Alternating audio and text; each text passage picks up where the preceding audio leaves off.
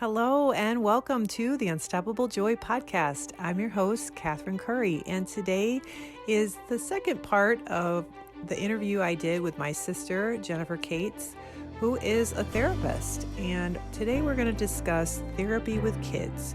So pull up a chair, grab your favorite beverage, and let's get started.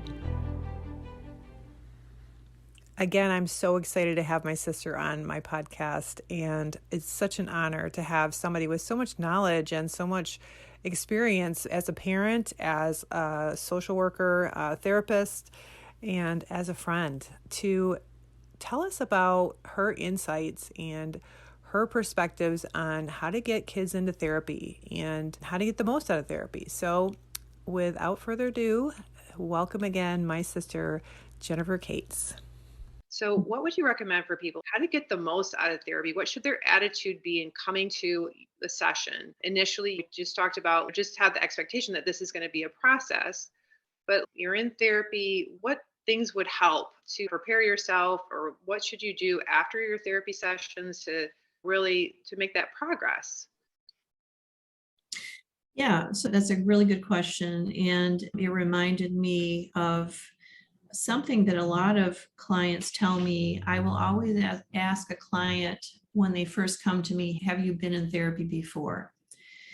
And there's various reasons why people have seen a therapist and then they're going to a new therapist. Sometimes the therapist retires, sometimes there's been a gap and they want to start fresh with someone new. But oftentimes when I hear about people who have been in therapy in the past and it hasn't been very beneficial, oftentimes because from what they describe, it was solely talk therapy. Now, talk therapy is, we think of going to a therapist and you sit down and you just talk about your day, talk about your week, you talk about your feelings, and the therapist is that blank slate and they'll reflect things back to you. That has some benefit, but for most issues, when we're talking about depression, anxiety, trauma, many issues, that has very limited benefit. And what insurance companies like to see is cognitive behavioral therapy. And that's because it is best practice for many diagnoses. And that is looking at the thoughts that we think, the meaning we make of things that happen to us are what generate our difficult emotions. And oftentimes we engage in thoughts that are not accurate. We call them cognitive distortions. And so cognitive behavioral therapy is helping you identify beliefs you have about yourself, expectations that are not realistic, thought habits, things like thinking I'm overwhelmed, or I can never do anything good, or things will never turn out for me. So those are just a few examples that really keep us stuck. And then the behavioral part is, we know with recent neuroscience research that there's a thing called neuroplasticity. So our brains are changeable. We used to think that our brain was something that was static. You were born with it, and outside of some kind of a disease process like Alzheimer's, our brains generally didn't change. We now know, because we can look at the brain of a living human being as they're thinking things and doing things, we know that we can change the very structure of our brain by the thoughts we think and by the behaviors we engage in, physical things we do. And so this is, for a long time, for decades, psychotherapy was based on anecdotal evidence.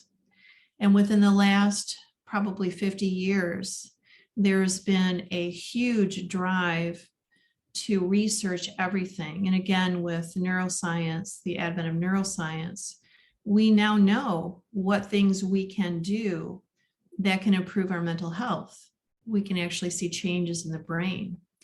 And so cognitive behavioral therapy is really best practice for many of the issues. And I'm assuming that your viewership are people who have been through trauma, changes, grief and loss issues, who have anxiety, depression. For all of those issues, you want to find someone who does cognitive behavioral therapy. And in addition to that, What also has been proven effective is mindfulness practice. So what I do is mindfulness-based cognitive behavioral therapy. And that's a very, very specific type of therapy. And there's lots of people that can pay lip service to that. But I think that you want to find a therapist who really does that. And you can ask them, right, about how they approach how they're going to help you, right? The other thing is that there's so much research out there. There's so much material on interventions related to cognitive behavioral therapy, mindfulness, that I almost always choose a workbook for a client. There's some excellent workbooks out there. One, for example, called The Upward Spiral that I use for folks with depression. And it is very much fits into this cognitive behavioral therapy approach, where it talks about the thought processes, the beliefs that we have that impact depression and how to change those. And then it talks about behaviorally what we can do that can decrease depression and create better, more feel-good neurotransmitters. For example, one thing that I found when and I'm always doing research on this because there's always new stuff coming out, is increasing protein intake increases dopamine levels in our brain.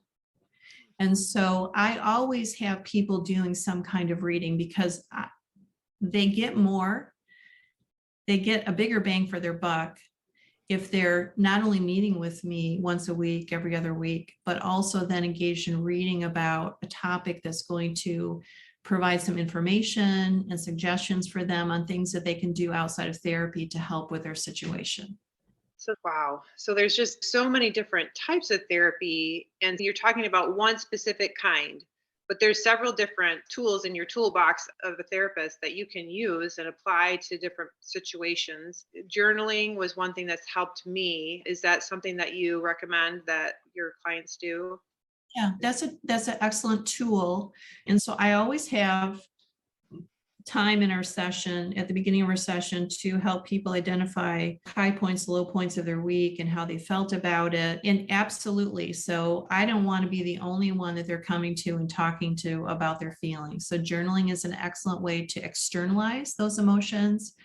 I encourage people to reach out to their support system. And that's the other thing. I have a little bit of a bias towards my training, because an MSW's training is holistic. It's the term that they drilled into us as person in environment. So a psychologist training is really looking at the individual and the psychiatric disorders that individual has. MSW's training is looking at how a person's social environment, political environment, impacts their mental health. And so, yes, while I'm doing this mindfulness-based cognitive behavioral therapy, I bring in lots of tools. And again, I'm constantly doing research. So there might be tools that Peter Levine, the expert on trauma, healing from trauma, devised, and journaling, which is excellent for being able to externalize emotions and help a person really begin to tolerate their own emotions. And yeah, there's lots of tools then that I bring in. So again, I really try to use a holistic approach. So my kids were very traumatized by the things that we went through. And what would you recommend? Do you get them into therapy, and what age, and how would you recommend someone going about finding help for their kids? I have had quite recently several women who were going through divorces, and they were traumatic situations for them. And when I heard about what was going on with their kids, I recommended. I have a friend who is an excellent child therapist locally here that I have referred quite a few kids to. But that being said, it's very tricky. If you have kids that are approaching the teenage, oftentimes they don't want to go. And I think that there's a very limited benefit to sending a kid to see a therapist when they don't want to be there. I've had those kids in my office, and I've had them come back as adults and say that they were made to go to therapy and it was a terrible experience. And so it took them a lot of years as an adult to get back into therapy because it left such a bad taste in their mouth. That being said, I'm getting training in family systems therapy. And what we realize is that oftentimes when parents are bringing their kids in for therapy, there's actual systemic issues in the home and the relationships with the parents that are really driving some of the children's reactions. Children can't identify emotions and logically talk about emotions and problem solve emotions. Instead, children become their emotions.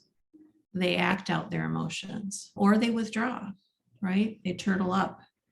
And so oftentimes, sometimes the first place to start is to help the parent, if we're talking about single moms, help them talk about emotions with their kids, make sure that they are using their coping skills and not drawing their kids into their own emotional distress, having healthy boundaries around that. But yeah, it's a therapist about how your kids are doing, or even talking to the kids' pediatrician is a good way to assess whether or not they need help at this point. I always say when I'm talking about psych issues, anxiety, depression, whatever, I always encourage people, like, if you feel like you're going to hurt yourself or others, you have to go to the emergency room or call 911. The professionals at the other end of that line, they have tools to help you. Are there any other warning signs that you would think of that for yourself, or whether it be physical or just warning signs in your kids that you would look for that would be a sign that they need to see their doctor or a therapist as regard to like mental health issues? Yeah, I think that's a complicated question. I think for yourself, anytime you feel like your depression is getting worse, or you are having thoughts of self harm, or even passive thoughts about wanting to go to sleep and not wake up, if you're feeling unsafe anyway, a call to your doctor's office is always an excellent first step to take. If you absolutely don't feel safe, you reach out to someone, a trusted family member, friend who can help you get there. If you don't have that, you can call 911, you can go to the nearest emergency department. But as far as kids go, I think that, again, kids aren't born, none of us are born knowing how to identify emotions and express them appropriately, or even have any coping skills. And so we have to be continuously checking in with our kids and talking to them, at least giving them an open door to talk about how they're feeling. And if we see any changes in that they're isolating themselves, that they're not eating, that perhaps are using substances at all, I think the first step is to get them to the doctor as soon as possible. That's the first step. Jenny, I just appreciate you so much, not only as my sister and my support system, but also as professional. I have such respect for you and what you do every day. And oh my gosh, I could not sit in your chair. You have a lot of heavy cases that you deal with on a daily basis. And my heart goes out to you. That's all we have for this session today, but I wanted to just wrap up with some practical things that I used to do with my kids to help them to be able to verbalize what they were feeling.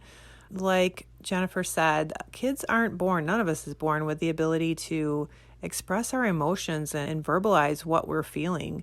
And so one thing that we did was we called best and worst. We would always have dinner together every evening when the kids got home from school.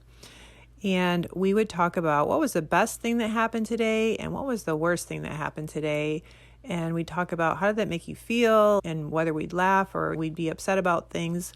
The other thing I would do is I would spend time with my kids individually at bedtime. They each had what we called mom time, and they would each have time with me, and whether we were reading or just talking about their day, or I was helping them just with their homework or whatever. It was specific time where they could just spend time with me one-on-one and talk to me. And it was being available. That was one thing that Jennifer mentioned, was being available for your kids to talk to you. Whether they want to talk about this stuff that's going on with them or not, just being there and being available and being open to hear what they have to say is so vital. These kids are basically babysat by the TV and their phones and laptops and whatever gaming system they have. And they don't know how to communicate well. So being available and spending time with them one-on-one. We would also do a thing once a month where each day that, like their birthdays, the day of the month that was their birthday fell on every month, we would have a special time out where they would have time alone with me, and I'd take them on a date and we'd be able to spend time together. The other thing that we did is I got a big old piece of paper. I mean, like the big long pieces of paper, and we put it at the table. And it was our tablecloth, and the kids had crayons, and I let them sit there and color. It allowed us to spend time as a family, and a lot of times that's when I would read to them stories or read to them the Bible, and we just talk about the day. So these are just a few little pointers, things that I did with my kids that I found helpful, that helped me connect with them. Dinner time can be stressful, and little ones don't like to sit very long. They've been sitting at school. And so if you give them something fun to do, like coloring, sometimes it's easier to have them be a part of what you're doing. So I hope you found this podcast helpful today. Comment, share. I'd love to hear what you have to say. Or if you have any other questions for the therapist, let us know. She will be on again. I've got some more. Our conversation went on, and we've got more to share with you at a later date. But I hope you found this helpful, and I hope you have a great rest of your week. Be blessed.